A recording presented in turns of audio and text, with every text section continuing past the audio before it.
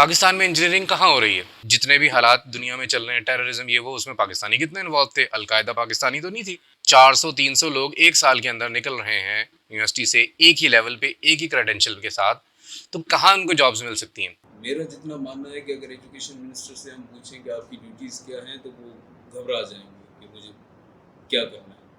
तो ये आप क्या समझते हैं कि एजुकेशन पे करप्शन है, या हमारी अथॉरिटीज़ जो हैं वो चाहती नहीं है कि हमारी कौम का 65% जो हिस्सा है वो भी पढ़ा लिखा है? चक्कर ये है कि बड़ा घन चक्कर है। मैं भी वही मैं कह तो रहा ये हूँ, कह रहा हूँ ना कि पॉलिटिशियंस, अगर मुआशरा, अथॉरिटीज़ आवाम के साथ कनेक्टेड हैं, मैं ये वो कह रहा हूँ कि उसको अगर सुधरने देगी मुआशरा नहीं। एशिया के अंदर हम सिर्फ अफगानिस्तान से बेहतर इंसाफ दे रहे हैं। का 70% बच्चा एंजाइटी डिप्रेशन का मरीज है। इस प्रेशर को किस तरह हैंडल करें? ये एक बड़ी अजीब चीज़ है।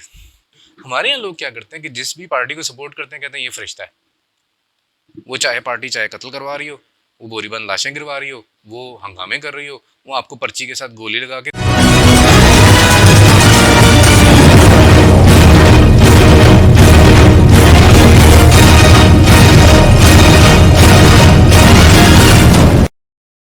सर, एक पढ़े लिखे इंसान में और एक अनपढ़ इंसान में आप क्या समझते हैं कि क्या फ़र्क है? आजकल के दौर में इंफॉर्मेशन टेक्नोलॉजी का ये दौर है और इल्म हासिल करना कोई मुश्किल काम नहीं है। किसी ज़माने में आपको शहर दूसरे शहर जाना पड़ता था, करना पड़ता था, जर्नी करना पड़ता था। तो पढ़े लिखे इंसान में हम कह सकते हैं कि इल्म का डिफरेंस है, लेकिन आजकल के ज़माने में वो भी नहीं है, क्योंकि इल्म इतना आसान हो गया है, इतना इजीली आपकी फिंगर टिप्स पे आ चुका है कि इल्म हासिल करना या इंफॉर्मेशन पहुंचना अब तक मुश्किल नहीं है। मसला जो है, जो इस सदी के अंदर है, वो है लर्न करना और अनलर्न करना, क्योंकि कुछ दिनों बाद वो व्यूज़ जो हैं वो चेंज हो जाएंगे, नई टेक्नोलॉजी आ जाएगी, काम करने का अंदाज चेंज हो जाएगा। तो अगर आप अपनी कहें कि उस पढ़ाई पे या जो आपके पास इंफॉर्मेशन है उस पर आप डटे रहते हैं कि मैं यही मेरा पॉइंट ऑफ व्यू है, तो आप पीछे रह जाएंगे, दुनिया आगे बढ़ जाएगी। तो आजकल के ज़माने में मैं समझता हूँ कि एक अनपढ़ और पढ़े लिखे में जो है वो स्ट्राइव करने का डिफरेंस है कि वो कितना अपने आप को इम्प्रूव करना चाह रहा है दिन ब दिन।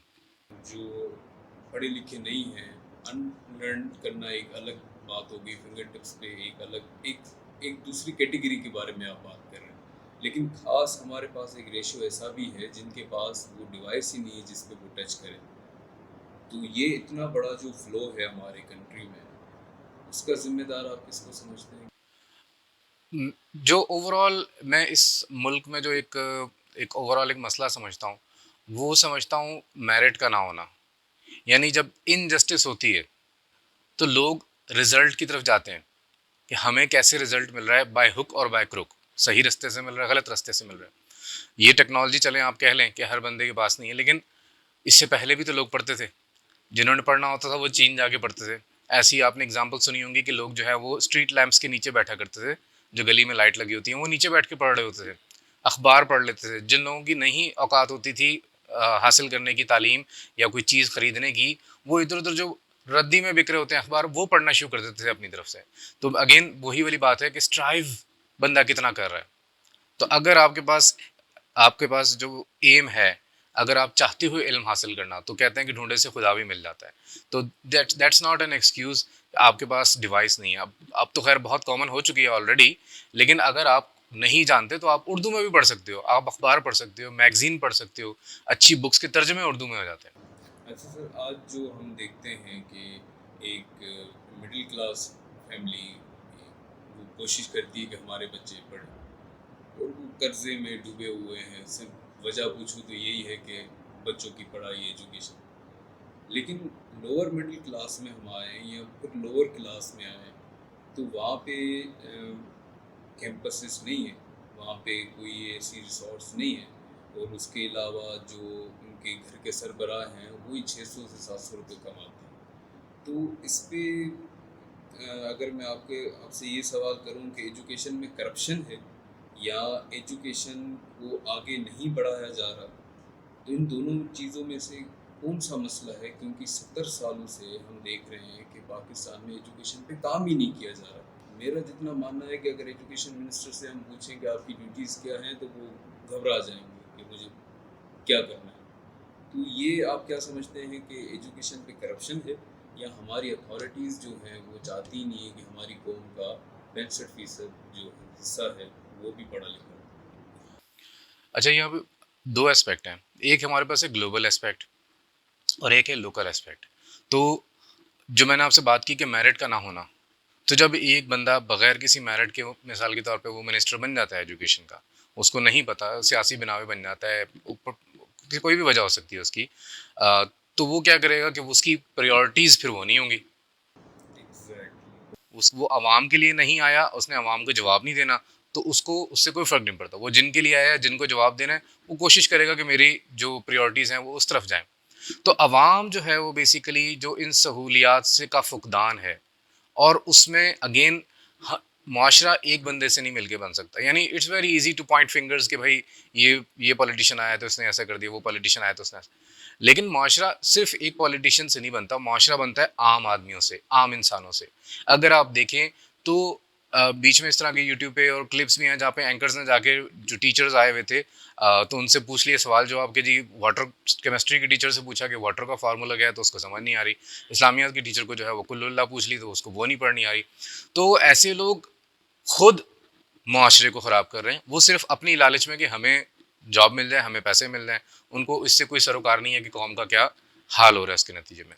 तो ये मैं वही कहता हूँ कि मुआशरा हम सब से मिलके बन रहा है। अगर हम सब अपनी जगह अच्छे हो जाएं, अपनी ड्यूटीज़ एटलीस्ट पूरी करना शुरू कर दें, तो ओवरऑल एक चेंज आना शुरू हो जाएगा। फिर किसी की मजाल नहीं होगी कि वो इस किस्म की गलत हरकत कर सके इस माशरे के साथ। हम चाहते तो हैं कि हमारी नस्लें हैं वो आगे बढ़े और अच्छे से पढ़े, तो लेकिन हम आज कोई एफर्ट ऐसा कर नहीं रहे। तो ऐसा क्या एफर्ट करें जो हमारी नस्लों के लिए कल आसानी हो? अरस्तु और उसकी कहते हैं कि बड़ी डिबेट होती थी, नेचर वर्सेस नर्चर। यानी जो चीज़ आपकी फितरत में है या जो चीज़ आपके माहौल में है, कौन सी चीज़ इंसान के ऊपर ज़्यादा असरअंदाज होती है। अगर मैं अपने बच्चे को बैठ के 10 किताबें पढ़ा दूँ सच्चाई पे, सच बोलने पे, और वो बाहर निकलता है और वो गलत काम देखता है, तो वो 10 किताबें ज़ाया चली जाएंगी। तो ये दोनों चीज़ें चाहिए बराबर की। दूसरी बात ये कि अगर मैं अपने बच्चे, एक बहुत पुराना इश्तिहार मुझे याद है कि वो सिगरेट नोशी पे था, तो बाप सिगरेट पी रहा होता है तो बच्चा भी पेंसिल मुंह में डाल के उसकी एक्टिंग करता है कि मैं भी यही कर रहा हूँ, क्योंकि उसके लिए रोल मॉडल उसका फादर है। तो अगर हम मुआशरे में इस तरह का, अगेन जैसे मैंने कहा कि हम सब की जिम्मेदारी है, अगर हम सब अपनी अपनी अपनी जगह पे काम सही नहीं कर रहे होंगे, हमारे बच्चे हमें देखेंगे कि हमारे अम्मा अब्बा क्या कर रहे हैं, अपने मुआशरे को देखेंगे, वो देखेंगे कि हर बंदा जो है वो चीट करके उसको फ़ायदा हो रहा है, जो सही रास्ते पे चल रहा है उसको नुकसान हो रहा है। तो इवन दो कि अच्छी बात है कि आप सही रास्ते पे चलो, लेकिन ऐसा हर बंदा नहीं कर पाता। आपके अंदर जो है वो एक जो फीलिंग आएगी कि भाई मैं क्यों उस साइड पे जा रहा हूँ, मुझे क्या जरूरत पड़ी है, हर बंदा शॉर्टकट लगा रहा है। तो अब आने वाली नस्लों के लिए हमें खुद से काम करना पड़ेगा। ऐसे नहीं हो सकता कि मैं खुद सारी ज़िंदगी वही करूं और मैं अपनी औलाद को कहूं कि भाई तुम ऐसे नहीं करना। वो कहेंगे कि भाई पहले आप, ठीक है जी। तो वो एक वो कहावत भी है ना रिलेटेड, कि वो बच्चे को चीनी से मना करना होता है, तो वो कहते हैं कल आना, तो कहते हैं कि जी पहले मैं खुद बंद करना चाहता था, कि मैं चीनी अगले को कह रहा हूँ कि मीठा ना खाओ, और मैं खुद मीठा खा रहा हूँ। तो कहानी यहाँ पे हमारे माशरे में चलती है कि अगर हमने आने वाली जनरेशन के लिए करना है, तो पहले हमें खुद अच्छा करना पड़ेगा। जब जनरेशन देखेगी कि मेरिट की बेसिस पे हो रहा है, एक बच्चा पढ़ता है और उसको उसका फ़ायदा होता है, तो वो भी उसी उस पे चलेगा ट्रैक पे।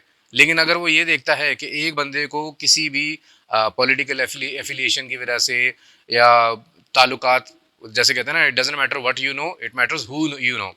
तो अगर वो इस बेसिस पे करता है, तो दूसरे को ये फील आएगी कि भाई ये ज़रूरी नहीं है, ये डिग्री ज़रूरी नहीं है, मेरे ताल्लुकात होना ज़रूरी है, मैं किसको जानता हूँ वो ज़रूरी है, तो वो उसकी तवज्जो उधर हो जाएगी।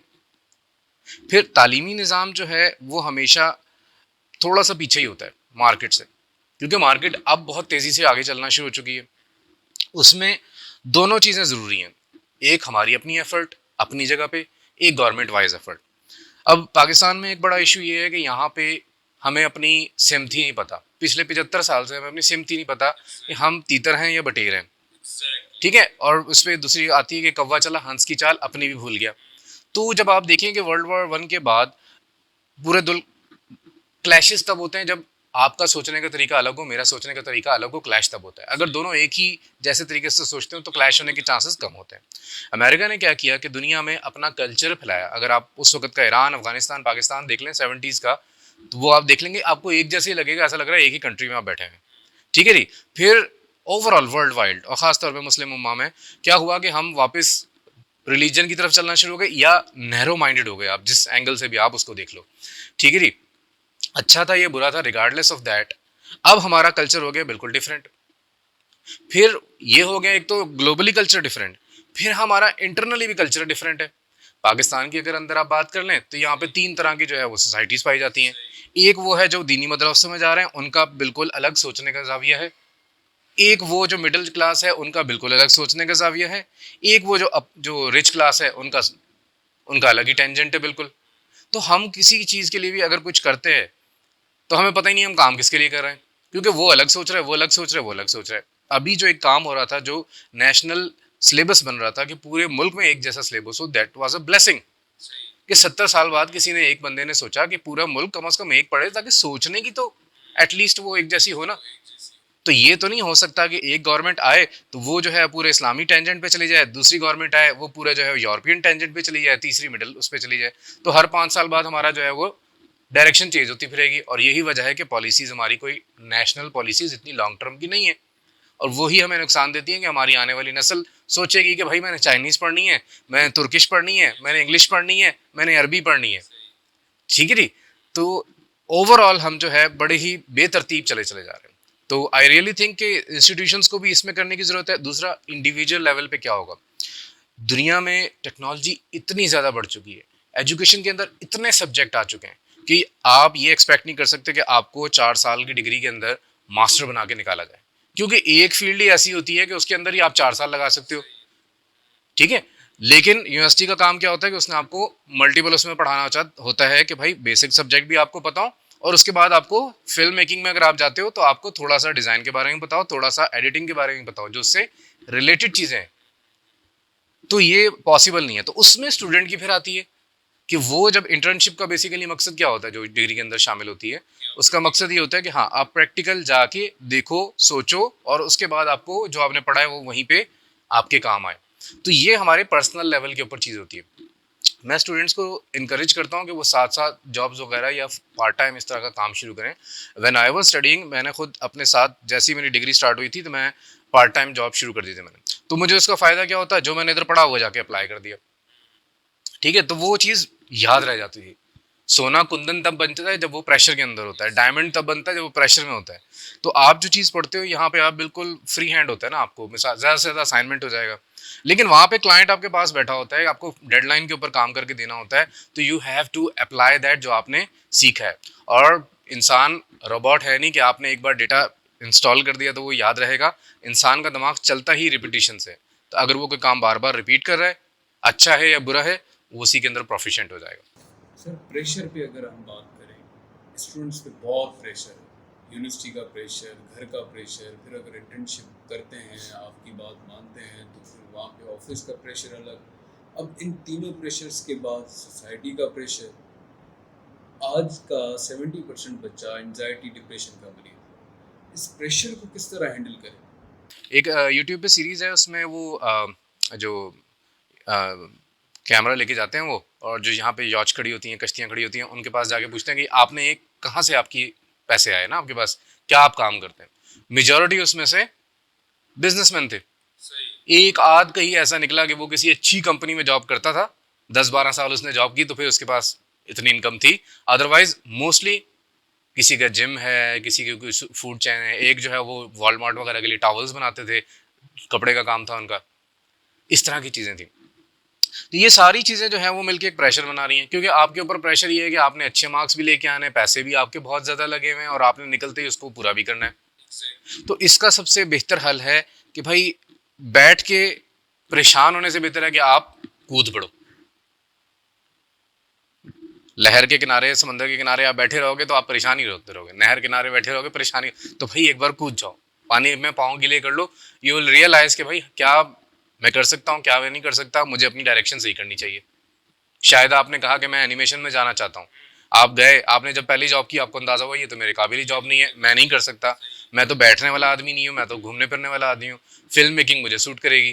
तो आपने अपनी डायरेक्शन सही कर ली। दूसरा ये कि आपको ये पता चल जाएगा कि भाई यहाँ पे क्या स्कोप है, पाकिस्तान के अंदर क्या चीज़ चल रही है, क्या चीज़ नहीं चल रही, क्या मुझे फिल्म मेकिंग में आना चाहिए, नहीं आना चाहिए। ठीक है। मतलब आप कह रहे हैं कि अपने लिए ब्रेन स्टॉर्मिंग आप करना शुरू कर दें। वो आखिर में आपको आके कोई भी थाली में सजा के नहीं देगा। हसल वाला कल्चर जो है वो आजकल बहुत ज़्यादा हो चुका है, जिसे कहते हैं कि आपने अपने लिए रास्ता बनाना है भाई। अगर आप इसी यूनिवर्सिटी की मिसाल लें, 50 स्टूडेंट का एक बैच मेरे पास होता है, तो समझ लो कि हर 6 महीने बाद एक एक बैच निकल रहा है। और अगर कराची में लगा लें तो 6-7 यूनिवर्सिटियाँ होंगी। तो अगर आप अंदाज़ा लगा लो कि 400-300 लोग एक साल के अंदर निकल रहे हैं यूनिवर्सिटी से, एक ही लेवल पे, एक ही क्रेडेंशियल के साथ, तो कहाँ उनको जॉब्स मिल सकती हैं? कितने हाउसेज होंगे? जैसे एनिमेशन की बात करें, गिनती के 4-5 एनिमेशन हाउसेज हुआ करते थे, अब उसमें से भी इक्का दुक्का बचे।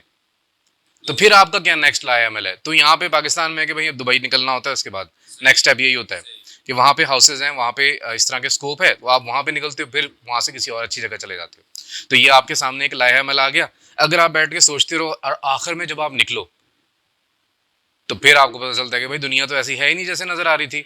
माँ बाप के पैसों पर तो दुनिया बड़ी हरी भरी नजर आती है, जब आप खुद निकलते हो तो फिर आपको पता चलता है। ठीक है, तो बुक स्मार्ट होने के साथ साथ स्ट्रीट स्मार्ट होना भी जरूरी है। वो आपको खुद करके ही आएगा। तो प्रैक्टिकल की फील्ड में प्रैक्टिकल प्रैक्टिकल करके ही आता है। ये वो फील्ड तो है नहीं हम किसी जगह अकाउंटेंट बन जाएंगे, वन एंड जीरोस काउंट करेंगे। ये प्रैक्टिकल फील्ड है हमारी मीडिया की सारी, या कोई भी आप ले लें आजकल। तो हर एक में आपको कुछ ना कुछ लाहे अमल चाहिए। बच्चे चले जाते हैं इंजीनियरिंग में, पाकिस्तान में इंजीनियरिंग कहाँ हो रही है? हम हर चीज़ इंपोर्ट करवा लेते हैं, हर चीज़ में हम कॉपी करते हैं, रिसर्च तो हमारी है नहीं। ठीक है ना, उसमें कोई इन्वेस्टमेंट करना चाहता है। तो ये सारी चीज़ें हमारे लिए प्रॉब्लम पैदा कर रही होती है। तो practical is the best way. और दूसरी इंपॉर्टेंट चीज़ मैं आपको कहूँगा वो ये है कि इन सब मसाइल की एक हल तो हमारे यहाँ कानून का जो है वो ऐसा होना है, मेरिट ना होना है। दूसरी बड़ी वजह ब्रांडिंग। पाकिस्तान की ब्रांडिंग पे काम करने की बहुत ज़रूरत है। मार्केट में आप जाओ, पाकिस्तान की ब्रांड की अगर कोई चीज़ होती है तो वो आपको कहते हैं कि लोग लेते नहीं है। अगर अच्छी क्वालिटी की भी मिल रही है चाइना से, तो लोग पाकिस्तान का नाम देख के नहीं लेंगे। I work for a product जिसमें से हमने काफ़ी प्रोडक्ट्स में से सिर्फ पाकिस्तान का नाम हटाया after 9/11। Pakistan was creating a bad impression after the name of company. उन्होंने जो है उतनी मेहनत की उसके ऊपर से नाम हटाने के लिए। इंडियन क्रॉनिकल्स के नाम से जो एक रिवील हुआ था, डिस इन्फॉर्मेशन लैब ने जो किया था, EU disinformation lab, they publish a report कि 750 वेबसाइट इंडिया ने क्रिएट की हुई थी, बड़ी ऑथेंटिक नेम के साथ। यानी थी वो फेक, लेकिन वो ऑथेंटिक नेम्स के साथ थी। And they were so much so powerful कि इवन यूएन को वो असरअंदाज करती थी। 750 वेबसाइट्स, 15 साल पाकिस्तान के खिलाफ उन्होंने अपना जो भी प्रोपेगेंडा था वो किया। तो ब्रांडिंग पाकिस्तान की खराब हुई। अब आप देखो बाहर जाओ, आपको पाकिस्तान की कौन सी चीज मिलती है? पाकिस्तान के नाम के साथ। दूसरा ये कि फिर जब ये ब्रांडिंग खराब हुई, अब मिसाल के तौर पे हिमालय से सॉल्ट इधर से निकलता है, केवड़ा से सॉल्ट निकलता है, जो उसको ये कहते हैं हिमालयन सॉल्ट, उसको पिंक सॉल्ट बना के भेजा जाता है। मेरिट वाली बात आ गई, कानून वाली बात आ गई। अगर हम लोग अपनी जगह पे ऑनेस्ट नहीं होंगे, यहाँ से अजहर क्या आया जब सोशल मीडिया पे कैंपेन चली कि जी हम पैकिंग नहीं कर सकते, तो कैन यू इमेजिन कि न्यूक्लियर पावर एक कंपनी है जो अपने आपको मुल्क है जो 75 साल से बना हुआ है, वो अजहर दे रहा है कि हम नमक पैक नहीं कर सकते, और वो हम इंडिया को भेज रहे थे, इंडिया उसको अपनी ब्रांडिंग कर रहा था। बाहर जाके आप स्टोर्स में से उठा लें, कौन से स्टोर में आपको पाकिस्तान की ब्रांड की चीज़ें मिलती हैं, वहाँ पे वो रिप्लेस हो जाती हैं, इंडियन ब्रांड्स आ जाती हैं। तो ये जब चीज़ें होती हैं तो आप क्या होता है कि अपनी मुल्क की चीज़ों पे यकीन नहीं करते। मुझे कोई बता रहा था डॉलेंस का, मैंने कहा भाई इसकी अच्छी मैंने रिव्यूज़ नहीं सुने। उन्होंने कहा नहीं, अब पाकिस्तानी नहीं, अब ये तुर्की से माल आता है। तो ये नहीं, अगर तुर्की से आता है तो आई शुड बिलीव दैट कि भाई अब अच्छा हो गया होगा, क्योंकि पाकिस्तान में नहीं बन रहा। तो ये क्या है? ये हमारे ही करतूत है जो हमारे सामने, हमारी ही ब्रांडिंग है जो हमारे सामने। तो जब तक हम इन सब चीज़ों पे नहीं करेंगे, ओवरऑल दोबारा मैं गिनवाता हूँ कि क्या, कि एक तो हमें अपनी जगह पे honesty is the best policy. अपना काम तो एटलीस्ट ऑनेस्टी के साथ करें, फिर ये अच्छा माशरा बनेगा। ठीक है। दूसरी बात ये है कि हमारी ब्रांडिंग पे हमने काम करना है इंटरनेशनल लेवल के ऊपर, कि भाई पाकिस्तान इतना बुरा क्यों बनाया जा रहा है। आप सियासत को, पाकिस्तान की सियासत को आप किस तरीके से एक्सप्लेन करेंगे अगर मैं पूछूं कि पाकिस्तान की सियासत बेसिकली है क्या? ये एक बड़ी अजीब चीज़ है।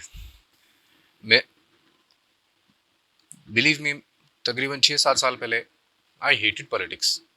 मुझे इससे कोई लेना देना नहीं है। लेकिन जब आपकी औलाद होती है जब आप वो निकलते हो, आप देखते हो कि ना इन लोगों के लिए खेलने के लिए प्लेग्राउंड है, बीमार बच्चा पड़ जाता है तो आप कराची के दूसरे कोने पे भी होते तो आपको जिना लेके जाना, नहीं तो कोई हाथ नहीं लगाएगा उसको। ठीक है जी, गलियों की हालतें कैसी होती हैं कि ऐसा लगता है कि आप पहाड़ों पे चट्टानों में रह रहे हैं, पत्थर ही पत्थर पड़े हुए हैं, सफाई का हाल, कचरे का हाल। चक्कर ये है कि बड़ा घन चक्कर है और इसको बनाया गया है। एक आर्टिकल में देख रहा था डॉन में, उन्होंने कहा जी पाकिस्तान कराची के अंदर 21 महकमे काम कर रहे हैं और उसमें से बहुत सारे महकमे एक दूसरे के साथ ओवरलैप कर रहे हैं, यानी वो थोड़ी सी रिस्पॉन्सिबिलिटी उसकी भी है उसकी भी है। अक्सर जगहों पे ये मसला चल रहा होता है कि ये कौन से थाने की हदूद में आ रहा है। ठीक है जी, तो ये जो खिचड़ी बनी हुई है इसको अनटेंगल करना बहुत मुश्किल है, उसके लिए नीयत भी होनी चाहिए।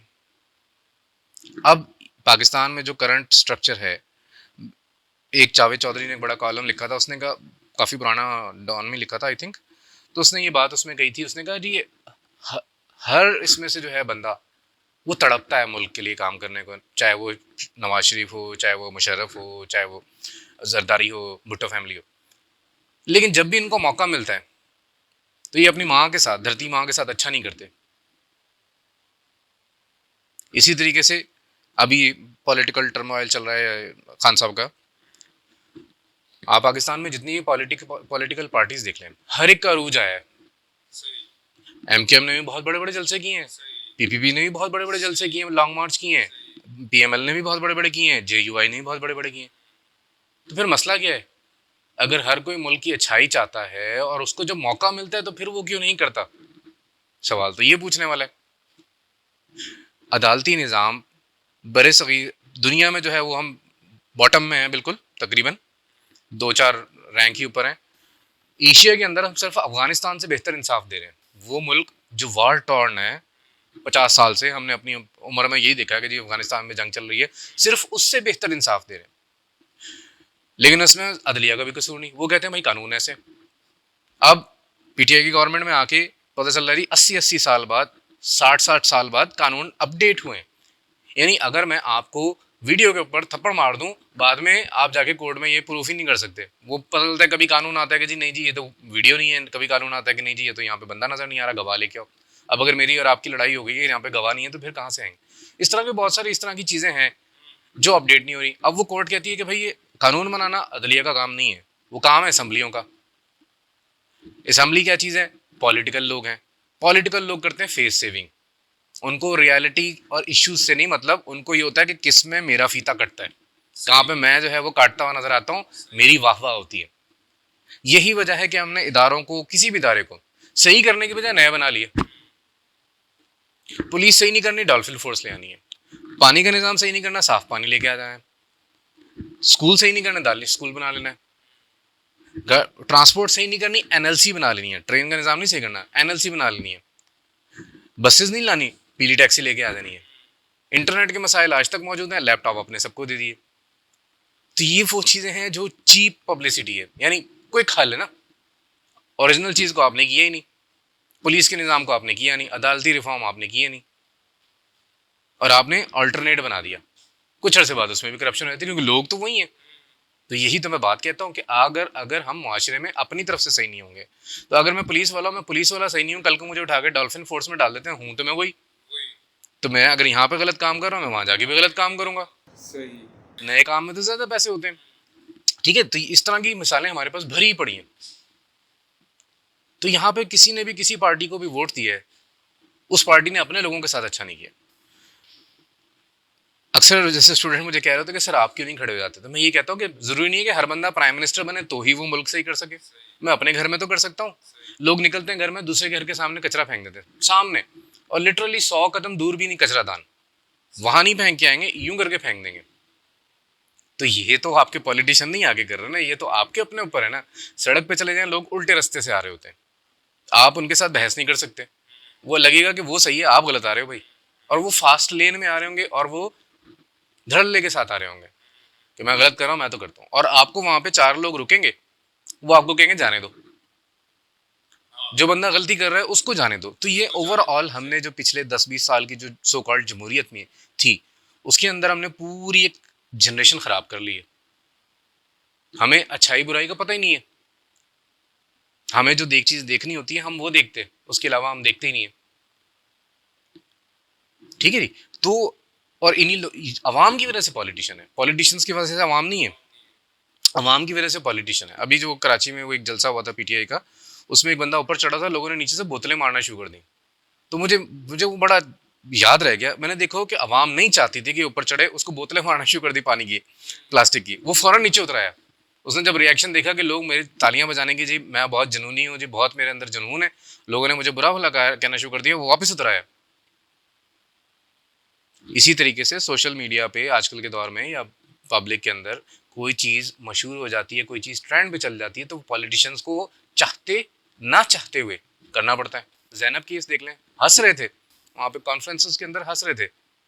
एक बाप के दिल पे क्या गुजर रही है वहाँ पे आप इमेजिन कर सकते हो, लेकिन उनको करना पड़ा ये, चारों ना चार, क्योंकि अवाम पीछे थी।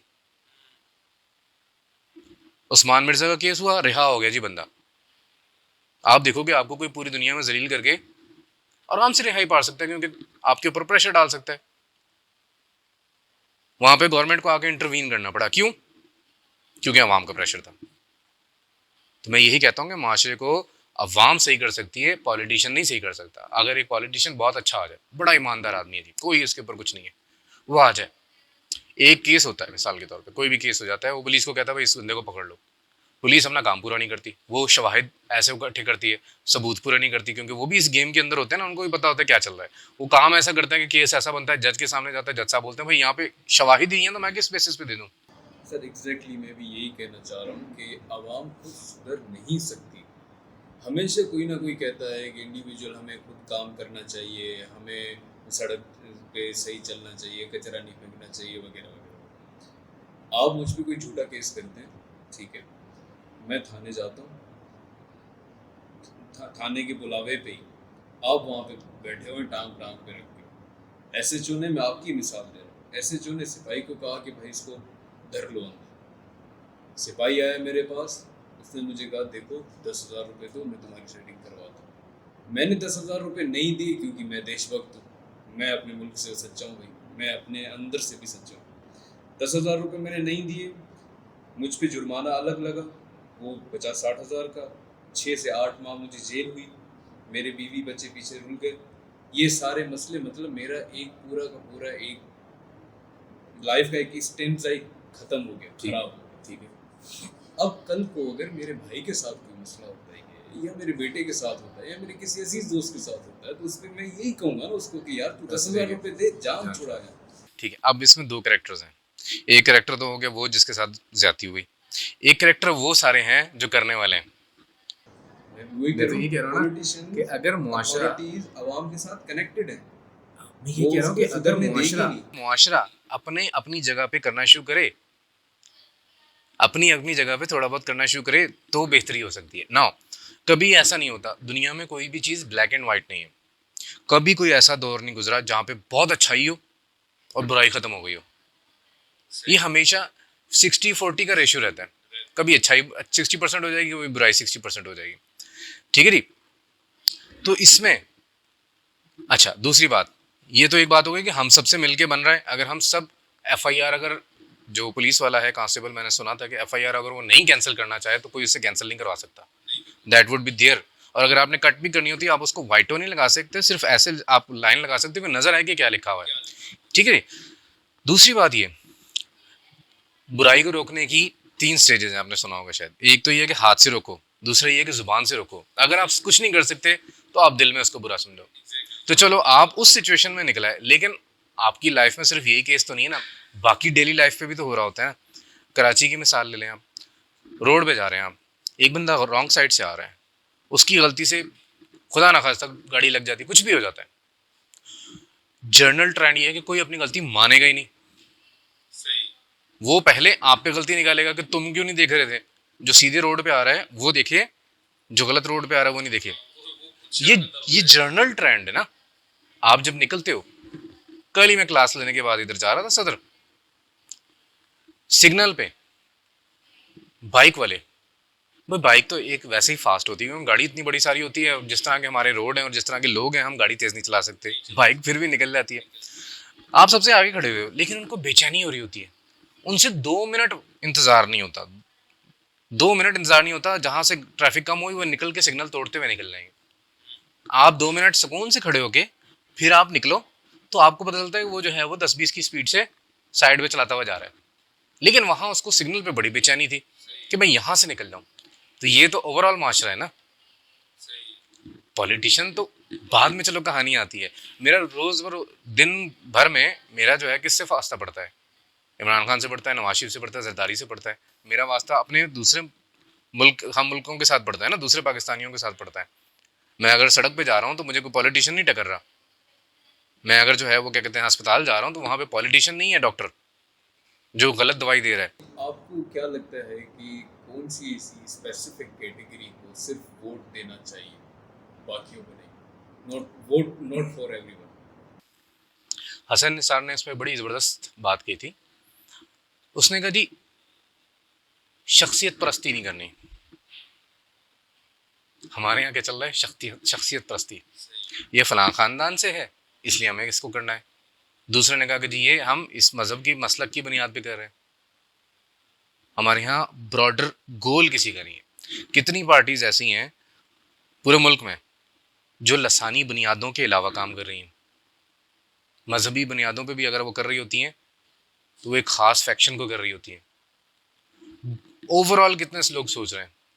दूसरी बात ये, आज मुझे नवाज शरीफ अच्छा लगता है, कल को वो गलत हो जाएगा तो मुझे उसको गलत बोलना चाहिए। भाई उसका चेंज हो गया, जो भी पैटर्न था, जो भी सोचने का तरीका था, किसी भी वजह से चेंज हो गया। मुझे भुट्टो खानदान पसंद है, बेनज़ीर पसंद है, कल को वो अगर गलत काम करे तो उस पर बोलना चाहिए। इमरान खान पसंद है, कल को वो बुरा काम करे तो उस पर बोलना चाहिए। हमारे यहाँ लोग क्या करते हैं कि जिस भी पार्टी को सपोर्ट करते हैं कहते हैं ये फरिश्ता है। वो चाहे पार्टी चाहे कत्ल करवा रही हो, वो बोरीबंद लाशें गिरवा रही हो, वो हंगामे कर रही हो, वो आपको पर्ची के साथ गोली लगा के दे रही हो कि भाई बत्ता नहीं तो ठीक है जी, वो आपको लसानी बुनियादों पे कर रही हो, वो आपको नस्ली बुनियादों पे कर रही हो, आप उसमें से बुराई को देखते ही नहीं है। आप सिर्फ अच्छा ही देखते हैं कि जी हमें ये पार्टी पसंद है, ये पार्टी अच्छी है।